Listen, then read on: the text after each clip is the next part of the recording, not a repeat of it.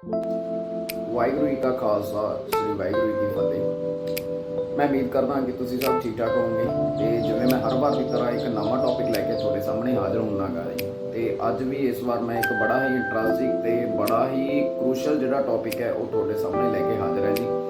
ਜਿਵੇਂ ਗੱਲ ਕੀਤੀ ਜਾਵੇ ਕਿ ਜਿਵੇਂ ਥੰਬਨੇਲਸ ਦੇ ਵਿੱਚ ਮੇਰੀ ਇੱਕ ਪਰਸਨਲਾਈਜ਼ਡ ਪਿਕਚਰ ਹੈ ਜਿਹੜੀ ਕਿ ਇੱਕ ਕਲਚਰ ਦੇ ਨਾਲ ਕੀ ਹੈ ਕੈਪਚਰ ਕੀਤੀ ਗਈ ਹੈਗੀ। ਤਾਂ ਕਾਫੀ ਜ਼ਿਆਦਾ ਤਾਂ ਆਇਡੈਂਟੀਫਾਈ ਕਰ ਹੀ ਗਏ ਹੋਣਗੇ ਵੀ ਇਹ ਤਸਵੀਰ ਕਿਸ ਦੀ ਹੈਗੀ, ਬਟ ਕਈ ਕਨਫਿਊਜ਼ ਹੋ ਜਾਂਦੇ ਕਿਉਂਕਿ ਵੈਸੇ ਤਾਂ ਅਸਲੀਅਤ ਦੇ ਵਿੱਚ ਜਿਹੜੀ ਤਸਵੀਰ ਹੈਗੀ ਇਹ ਡਿਫਾਈਨ ਕਰਦੀ ਹੈ ਜੀ ਉਹਨਾਂ ਦੀ ਪ੍ਰਤਿਭਾ ਨੂੰ, ਭਗਵਾਨ ਗੌਤਮ ਬੁੱਧ ਜੀ ਨੂੰ।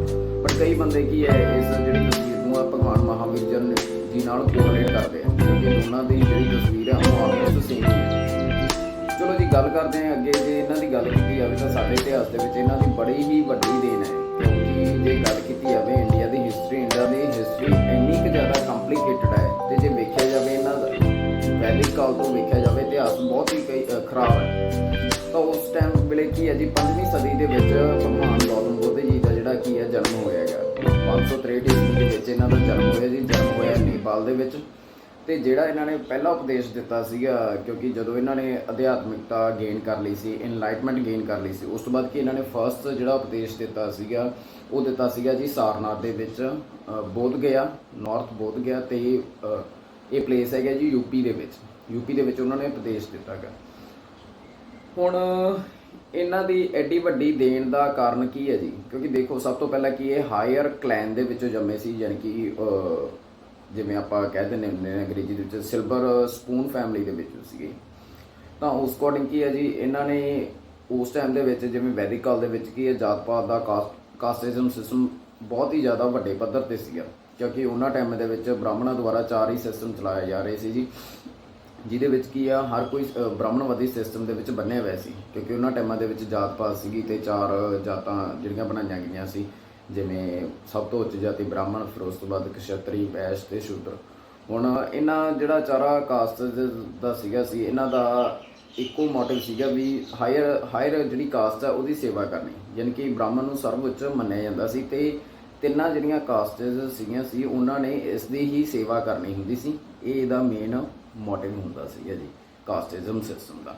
ਤਾਂ ਉਹਨਾਂ ਟਾਈਮਾਂ ਦੇ ਵਿੱਚ ਕੀ ਹੈ ਜਦੋਂ ਗੌਤਮ ਬੁੱਧ ਜੀ ਨੇ ਜਨਮ ਲਿਆ ਤਾਂ ਉਹਨਾਂ ਨੇ ਇਸ ਚੀਜ਼ ਦੀ ਬਹੁਤ ਨਿਖੇਧੀ ਕੀਤੀ। ਉਹਨਾਂ ਨੇ ਕਾਸਟਿਜ਼ਮ ਸਿਸਟਮ ਨੂੰ ਕੀ ਹੈ ਡਿਨਾਈ ਕੀਤਾ, ਉਹਨੂੰ ਕ੍ਰਿਟੀਸਾਈਜ਼ ਕੀਤਾ ਜੀ। ਫਿਰ ਉਸ ਤੋਂ ਬਾਅਦ ਉਹਨਾਂ ਨੇ ਜਿਵੇਂ ਐਨੀਮਲ ਸਲੌਟਰਿੰਗ ਹੈ ਤੇ ਇਸ ਚੀਜ਼ ਦਾ ਬਹੁਤ ਜ਼ਿਆਦਾ ਵਿਰੋਧ ਕੀਤਾ ਸੀਗਾ।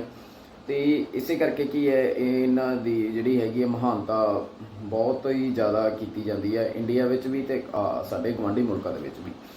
ਹੁਣ ਇੱਕ ਹੋਰ ਇੰਟਰਸਟਿੰਗ ਦੀ ਗੱਲ ਇਹ ਹੈ ਜੀ ਜਦੋਂ ਗੌਤਮ ਬੁੱਧ ਜੀ ਸੀਗੇ, ਜੇ ਗੱਲ ਕੀਤੀ ਜਾਵੇ ਸਿੱਖੀਜ਼ਮ ਤੇ ਮਹਾਤਮਾ ਗੌਤਮ ਬੁੱਧ, ਦੇਖੋ ਜਿਹੜੇ ਕੁਛ ਕੁ ਸਿਧਾਂਤ ਹੈਗੇ ਬੁੱਧਿਜ਼ਮ ਦੇ ਉਹ ਜਿਹੜੇ ਹੈਗੇ ਸਿੱਖੀਜ਼ਮ ਨਾਲ ਕਾਫੀ ਜ਼ਿਆਦਾ ਕੋਰਿਲੇਟ ਕਰਦੇ ਆ ਕਿਉਂਕਿ ਇੰਡੀਆ ਦੀ ਧਰਤੀ ਤੇ ਸਿਰਫ 2 ਹੀ ਧਰਮ ਹੈ ਜਿਹੜੇ ਇੱਥੋਂ ਦੇ ਜੱਦੀ ਧਰਮ ਹੈ ਜੀ ਜਿਹੜੇ ਇਸ ਧਰਤੀ ਤੇ ਬੌਰਨ ਹੋਏ ਆ, ਬੁੱਧਿਜ਼ਮ ਤੇ ਸਿੱਖੀਜ਼ਮ। ਬਾਕੀ ਜਿਹੜੇ ਜੋ ਵੀ ਰਿਲੀਜਨ ਹੈ ਚਾਹੇ ਕ੍ਰਿਸਚਨ ਹੈ, ਮੁਸਲਿਮਸ ਹੈ, ਉਹ ਜਿਹੜੇ ਹੈਗੇ ਬਾਹਰੋਂ ਆਏ ਹੋਏ ਹੈਗੇ, ਯਾਨੀ ਕਿ ਵਿਦੇਸ਼ੀ ਧਰਮ ਹੈਗੇ। ਇੱਥੋਂ ਦੇ ਜਿਹੜੇ 2 ਆ ਉਹ ਇਹੀ 2 ਧਰਮ ਹੈ ਜਿਹੜੇ ਇੱਥੇ ਜਿਨ੍ਹਾਂ ਦਾ ਜਨਮ ਹੋਇਆ ਹੈਗਾ ਜੀ।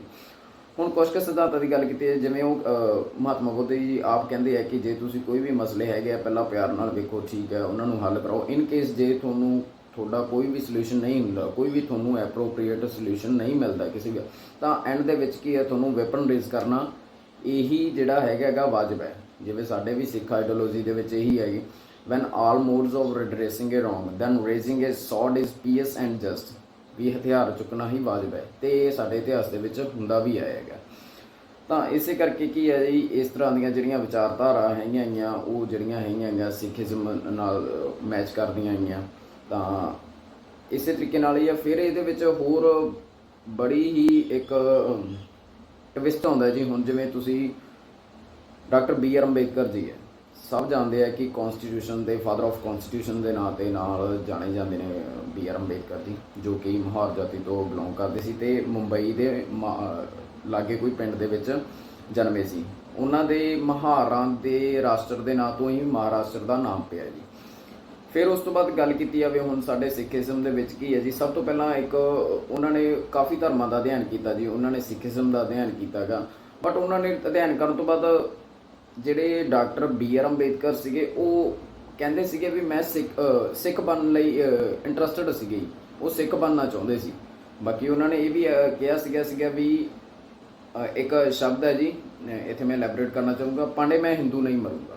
ਕਿਉਂਕਿ ਉਹ ਚਾਹੁੰਦੇ ਸੀਗੇ ਵੀ ਮੈਂ ਭਾਵੇਂ ਇੱਥੇ ਜਨਮਿਆਗਾ ਬਟ ਮੈਂ ਮਰਨਾ ਹਿੰਦੂ ਨਹੀਂ ਪਸੰਦ ਕਰੂੰਗਾ, ਮੈਂ ਹੋਰ ਧਰਮ ਦੇ ਵਿੱਚ ਕੀ ਪ੍ਰਵਰਤਿਤ ਹੋ ਕੇ ਮਰਨਾ ਪਸੰਦ ਕਰੂੰਗਾ। ਤਾਂ ਕਿਉਂ ਉਹਨਾਂ ਨੇ ਕਿਹਾ ਸੀਗਾ, ਕਿਉਂਕਿ ਉਹ ਪੁਰਾਣੇ ਸਿਸਟਮ ਤੋਂ ਬਹੁਤ ਜ਼ਿਆਦਾ ਅੱਗੇ ਵੀ ਸੀਗੀ। ਕਿਉਂਕਿ ਪੁਰਾਣੇ ਸਿਸਟਮ ਦੇ ਵਿੱਚ ਕੀ ਹੈ, ਜਿਵੇਂ ਕਾਸਟਿਜ਼ਮ ਸਿਸਟਮ ਸੀਗਾ, ਦਲਿਤ ਵਰਗ ਨੂੰ ਬਹੁਤ ਦੱਬਿਆ ਜਾਂਦਾ ਸੀ। ਜਿਹੜੇ ਕਿ ਸ਼ੂਦਰ ਸੀਗੇ, ਸ਼ੂਦਰਾਂ ਨੂੰ ਤਾਂ ਬਸ ਕਹਿਣ ਦਾ ਮਤਲਬ ਵੀ ਇੱਕ ਜਿਉਣ ਦਾ ਵੀ ਅਧਿਕਾਰ ਨਹੀਂ ਸੀਗਾ। ਉਹਨਾਂ ਨੂੰ ਸਾਰਾ ਕੁਝ ਅਰਪਣ ਕਰਨ ਵਾਸਤੇ ਹੀ ਕਿਹਾ ਜਾਂਦਾ ਸੀ, ਚਾਹੇ ਧਨ ਹੈ, ਦੌਲਤ ਹੈ ਜਾਂ ਹੋਰ ਕਿਸੇ ਤਰ੍ਹਾਂ ਦੀ ਵੀ ਪ੍ਰਾਪਰਟੀ ਹੈ, ਸਿਰਫ ਬ੍ਰਾਹਮਣ ਨੂੰ ਕੀ ਹੈ ਦਾਨ ਕਰਨ ਦੇ ਲਈ ਮੰਨਿਆ ਜਾਂਦਾ ਸੀਗਾ। ਤਾਂ ਇਸ ਤਰ੍ਹਾਂ ਦਾ ਜਿਹੜਾ ਕੀ ਆ ਪੁਰਾਤਨ ਸਿਸਟਮ ਸੀਗਾ। ਤਾਂ ਉਸ ਟਾਈਮ ਜਿਵੇਂ ਸਿੱਖੀਜ਼ਮ ਦੇ ਵਿੱਚ ਤਾਂ ਇੱਥੇ ਇੱਕ ਬੜਾ ਹੀ ਕੁਐਸਚਨ ਜਨਰੇਟ ਹੁੰਦਾ ਹੈ ਕਿ ਡਾਕਟਰ BR ਅੰਬੇਦਕਰ ਕਿਉਂ ਨਹੀਂ ਸਿੱਖ ਬਣ ਸਕੇ, ਕੀ ਕਾਰਨ ਸੀ।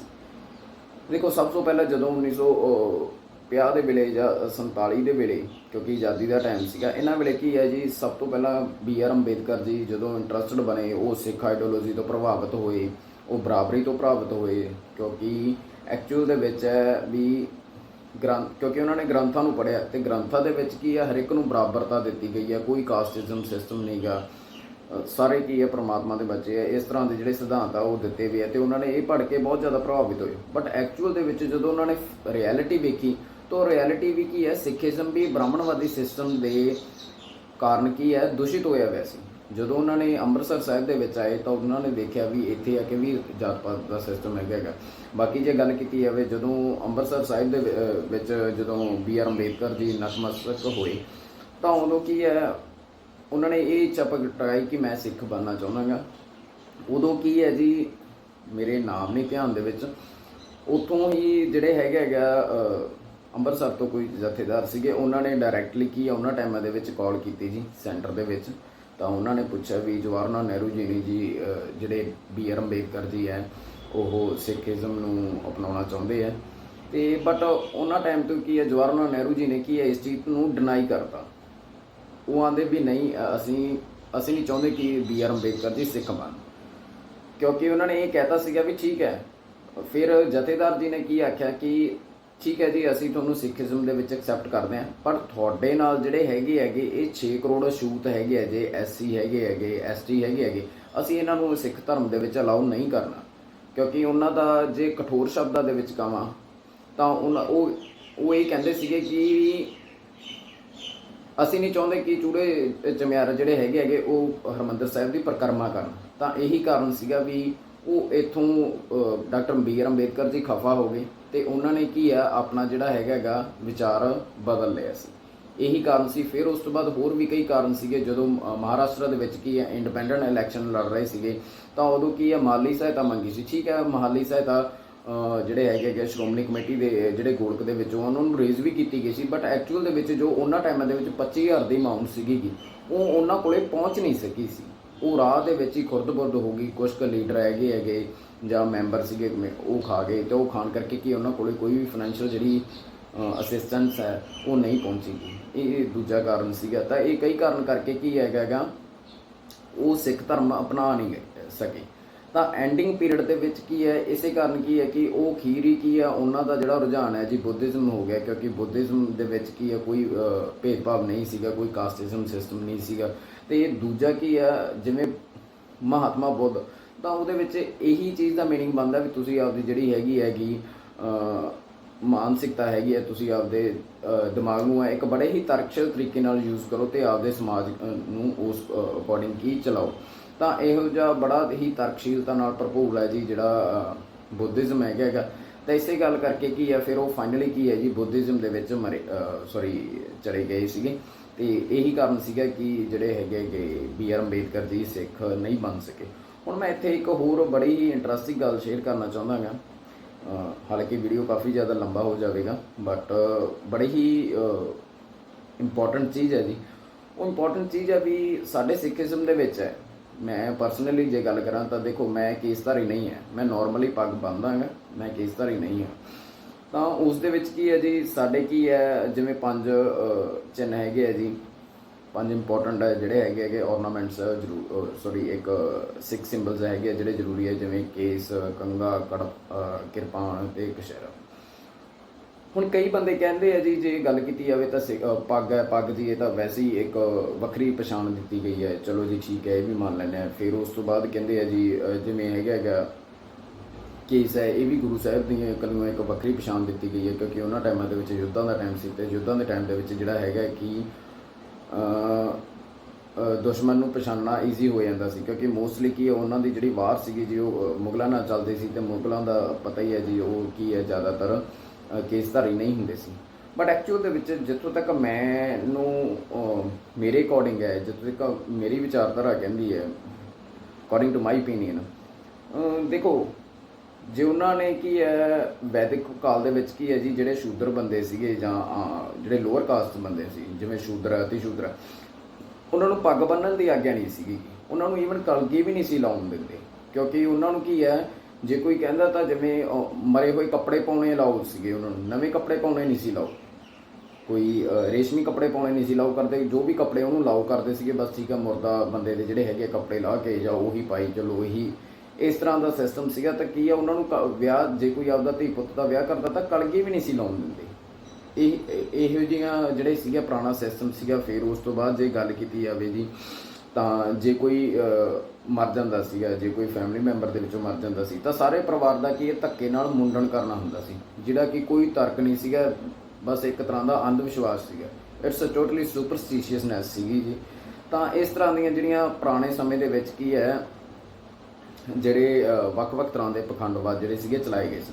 ਤਾਂ ਗੁਰੂ ਸਾਹਿਬ ਨੇ ਇਹ ਚੀਜ਼ ਨੂੰ ਰੈਸ਼ਨਲਾਈਜ਼ ਤਰੀਕੇ ਨਾਲ ਲਿਆ। ਇਹੀ ਕਾਰਨ ਸੀਗਾ ਕਿ ਉਹਨਾਂ ਨੇ ਇੱਕ ਸਨਮਾਨ ਦੇ ਤੌਰ 'ਤੇ ਇੱਕ ਜਿਹੜਾ ਹੈਗੀ ਪੱਗ ਦਿੱਤੀ ਸੀ, ਕਿਉਂਕਿ ਪੱਗ ਕੀ ਹੈ, ਇੱਕ ਸਨਮਾਨ ਦੇ ਤੌਰ 'ਤੇ ਉਹਨਾਂ ਟਾਈਮਾਂ ਦੇ ਵਿੱਚ ਯੂਜ਼ ਕੀਤੀ ਜਾਂਦੀ ਸੀ। ਫਿਰ ਉਸੇ ਅਕੋਰਡਿੰਗ ਕਲਗੀ ਹੈ, ਕਲਗੀ ਦਾ ਵੀ ਇਹੀ ਕਾਰਨ ਸੀਗਾ, ਕਿਉਂਕਿ ਜਦੋਂ ਵੀ ਕੋਈ ਧੀ ਪੁੱਤ ਅਗਲਾ ਵਿਆਹੁੰਦਾ ਸੀਗਾ ਸ਼ੂਦਰ, ਤਾਂ ਉਹਨੂੰ ਕਲਗੀ ਅਲਾਉ ਨਹੀਂ ਸੀ ਕਰਦੇ।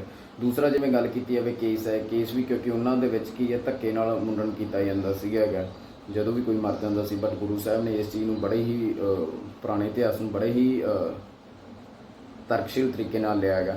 ਤਾਂ ਜਿੱਥੋਂ ਤੱਕ ਮੈਨੂੰ ਲੱਗਦਾ ਵੀ ਇਹੀ ਕਾਰਨ ਸੀਗੇ ਸੀ। ਬਾਕੀ ਜਿਵੇਂ ਕਿਰਪਾਨ ਹੈ, ਕਿਰਪਾਨ ਐਜ਼ ਏ ਵੈਪਨ ਦੇ ਤੌਰ 'ਤੇ ਹੈ ਜੀ, ਇਹ ਜ਼ਰੂਰੀ ਹੈ।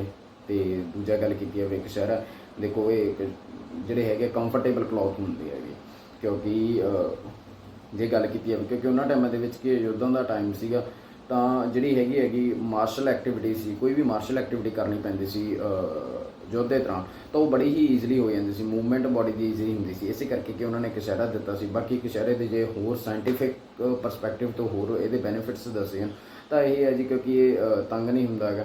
ਇਸੇ ਕਰਕੇ ਕੀ ਹੈ, ਕਈ ਜ਼ਿਆਦਾ ਜਿਵੇਂ ਫਰਟੀਲਿਟੀ ਹੈ, ਫਰਟੀਲਿਟੀ 'ਤੇ ਨਹੀਂ ਕੋਈ ਵੀ ਇਫੈਕਟ ਪੈਂਦਾ ਹੈਗਾ, ਮੇਲ ਅਤੇ ਫੀਮੇਲ ਦੀ ਮੇਨਟੇਨ ਰਹਿੰਦੀ ਹੈਗੀ। ਤਾਂ ਇਹ ਵੀ ਕਈ ਕਾਰਨ ਹੈਗੇ ਜੀ। ਤਾਂ ਇਸ ਤਰ੍ਹਾਂ ਦੀ ਜਿਹੜੀ ਸੀਗੀ ਉਹਨਾਂ ਦੀ ਤਰਕਸ਼ੀਲ ਵਿਚਾਰਧਾਰਾ ਸੀਗੀ ਸੀ। I hope you enjoy this video, ਕਿਉਂਕਿ ਮੈਂ ਅੱਗੇ ਵੀ ਇਸ ਤਰ੍ਹਾਂ ਦੀ ਜਿਹੜੀ ਹੈਗੀਆਂ ਵਧੀਆ ਜੀ ਇਨਫੋਰਮੇਸ਼ਨ ਹੈ ਤੁਹਾਡੇ ਸਾਹਮਣੇ ਲੈ ਕੇ ਪੇਸ਼ ਕਰਿਆ ਕਰਾਂਗਾ, ਅਤੇ ਮੈਨੂੰ ਉਮੀਦ ਹੈ ਕਿ ਤੁਸੀਂ ਮੈਨੂੰ ਜ਼ਰੂਰ ਪੋਜ਼ੀਟਿਵ ਰਿਸਪੌਂਸ ਦਿਓਗੇ। ਇਸੇ ਕਰਕੇ ਕੀ ਹੈ, ਮੈਂ ਤੁਹਾਡਾ ਧੰਨਵਾਦੀ ਹੈ ਜਿੰਨੇ ਵੀ ਵਿਊਵਰਸ ਹੈ ਜਿਹੜੇ ਮੇਰੇ ਵੀਡੀਓਜ਼ ਦੇਖਦੇ ਆ, ਸ਼ੇਅਰ ਕਰਦੇ ਆ। So please subscribe my channel and share my video.